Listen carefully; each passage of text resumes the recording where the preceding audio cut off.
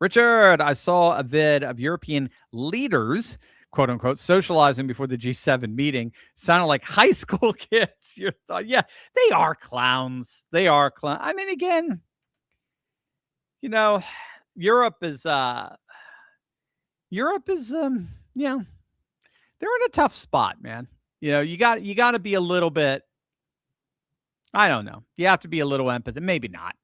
Maybe not. I don't know. I feel good. I've got the team's back together, band's back together, so I feel good. But maybe on a different day I'll feel I'll smack him down. But bottom line, Europe has, since post World War II, has been a vassal state, a massive vassal state. The United States, via the Marshall Plan, has controlled and governed, in effect, in terms of at least security, Western Europe. That's allowed Western Europe to pursue all the state social welfare programs and so forth. And then when the Iron Wall collapsed in 88 and 89, and then Eastern Central Europe came in, we basically expanded that vassal structure to the whole of the continent. So they really don't know what to do. When Trump walked in there and said, "I'm the boss," he ain't kidding. Because the other, if I recall, the only other non-European nation there was Japan. And Japan has been a vassal state, at least when it comes to security as well.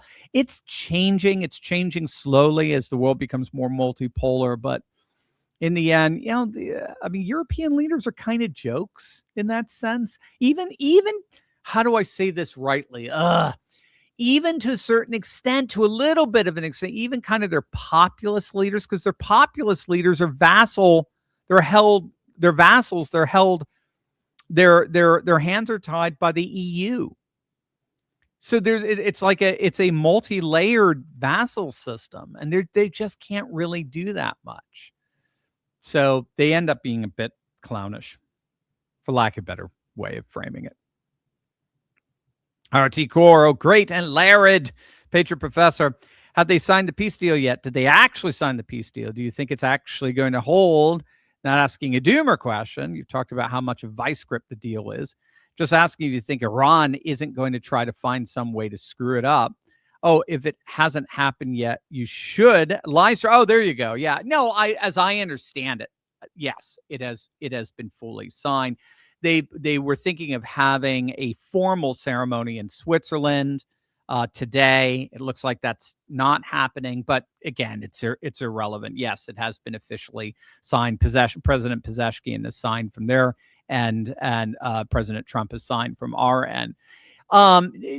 Look, bottom line, there is not a single Iranian regime. There are multiple factions, and they're fighting each other right now. Okay, so remember, this all goes back to the Mosaic doctrine.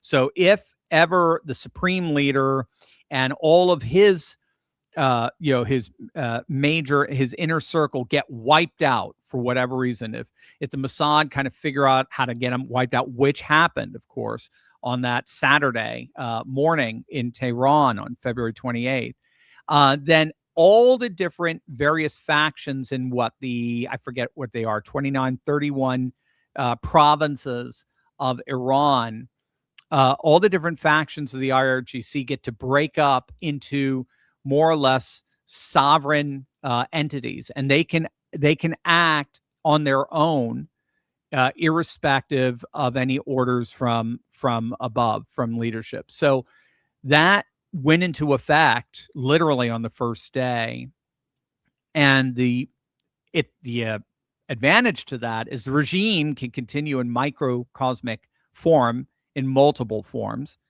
but the disadvantage is that you don't have any kind of coherent structure. So it's going to take some time for Iran to try to find some kind of the regime to find some kind of coherency. So that's why you'll probably see some attacks here or there. That's all. They understand that, because that's coming from these different sovereign brigades, as it were, connected to these individual provinces. But yeah, I don't see any other way. If it doesn't hold, they can't breathe again. Just exactly what Trump has said. If they push back, we smack them. We've got them exactly where they want them. We needed to do two things. We need to destroy their ability to project power, fight back effectively. So we rendered them inert. And then secondly, we effectively reverse the calculus of Hormuz so that when they shut Hormuz down, it hurts them more than it hurts the rest of the world. So both of those two factors were effectively accomplished over the course of the last 2.5 months or so.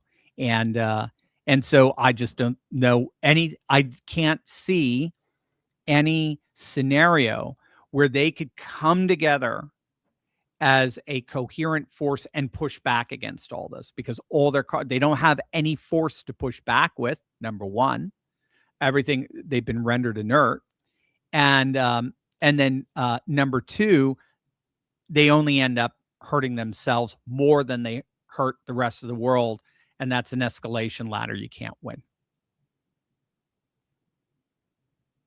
Franz, Dr. Steve, will continue kinetic activity in Lebanon and Syria compromise the future of the Abraham Accords?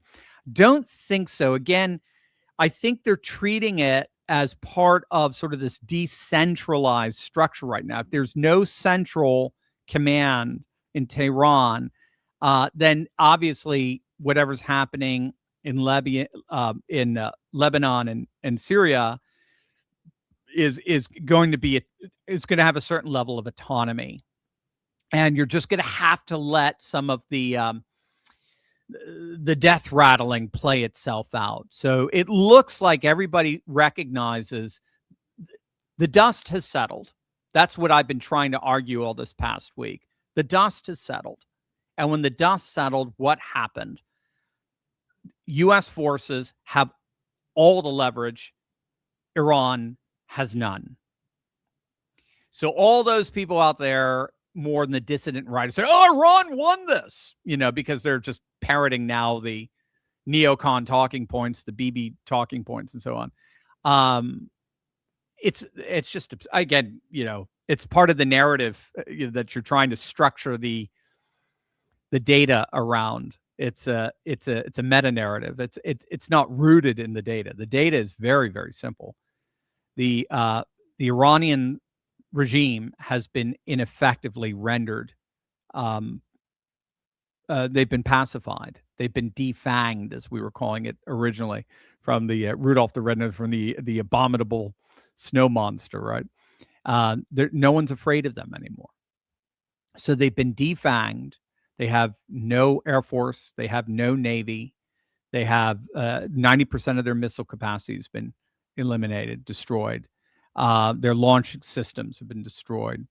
Their drones, most of their drones have been rendered inert. So they don't have the ability to push back.